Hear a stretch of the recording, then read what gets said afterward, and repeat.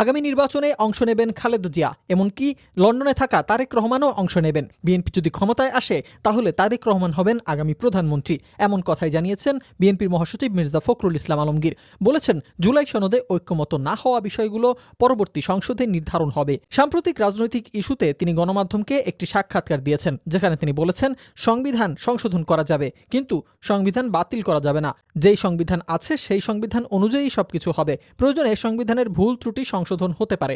নতুন সংবিধান আমরা গ্রহণ করব না, কারণ সংবিধানের সাথে মুক্তিযুদ্ধ ও স্বাধীনতা সংগ্রাম জড়িত রয়েছে। এ সময় সংস্কার কার্যক্রমকে বিএনপির সন্তানের সঙ্গে তুলনা করেছেন মির্জা ফখরুল ইসলাম আলমগীর। বলেন, বিএনপি সংস্কারের প্রস্তাব করেছে এবং আন্দোলন সংগ্রামের মাধ্যমে আওয়ামী লীগ সরকারের নিপীড়ন নির্যাতন সহ্য করেছে। তাই সংস্কার ও গণহত্যার বিচার নিয়ে বিএনপি কোনো আপোষ করবে না।